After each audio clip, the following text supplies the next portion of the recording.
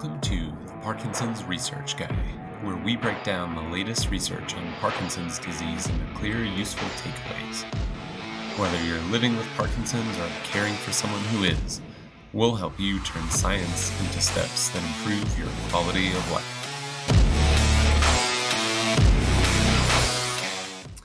Hey folks, today we're going to look at a study by Ernst and colleagues, and this is just looking at physical exercise for people with Parkinson's disease.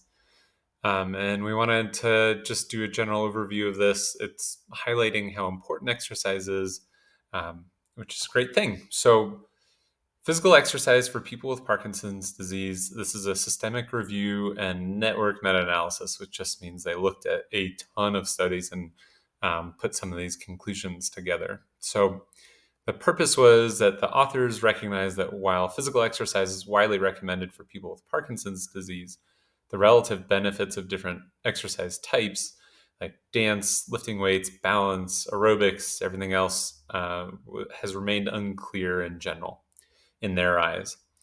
They aim to compare different types of exercises and structured physical exercise in adults with Parkinson's disease on several outcomes.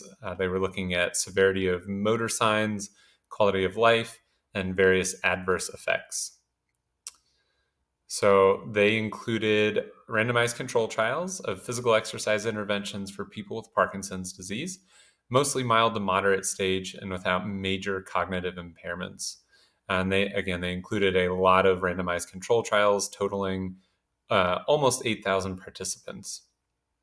So the key outcomes were that severity of motor signs and quality of life when compared with a passive control group showed that the exercise groups were better, which is great. So overall, the review found that beneficial effects of most types of structured exercise when compared to the passive control for both motor signs and quality of life. The quality of life trials looked at about 3,000 participants, and the review found evidence of improvement through the magnitude and certainty were most modest. Out of the 85 studies or 5,000 or so participants reported for safety data, the interventions were generally considered safe, although the evidence was less precise for adverse events. In other words, it didn't happen a whole lot. Most of the time, it's very safe to be physically active. Although, again, much like always, we recommend that you talk to your physical therapist about exercise. So, importantly, the review found that little compelling evidence that one type of exercise was clearly superior to the others. The authors felt and highlighted that the fact that an exercise is done matters more than the specific type of exercise is done. In other words, these authors recommend that you are physically active regularly, and that is the important thing. So, the authors' conclusions and practical implications for all of this research. They felt that exercise is beneficial for people with Parkinson's disease, mild to moderate Parkinson's disease, and it improves motor signs and quality of life. Because differences between exercise types are small or uncertain, the authors recommend choosing an exercise mode that the individual enjoys and is willing to adhere to. Personal preference matters for motivation and long-term participation. The consistency in doing these exercises is what makes them valuable.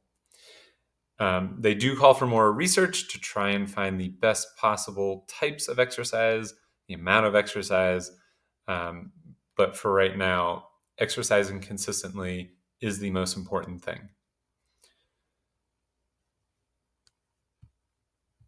So, all of that being said, these researchers found that exercise is highly valuable in improving symptoms and improving quality of life. And negative side effects or injuries or anything like that are uncommon and would not restrict most people from participating in exercise. Now, as with any other exercise, we recommend strongly that you check in with your physician and your physical therapist to make sure that this is the right type of exercise for you and that it's appropriate for you to do in your current program. Thank you so much for listening to this episode of the Parkinson's Research Guide. We hope you enjoyed it. If you did, please like, share, and subscribe to help us continue creating great content.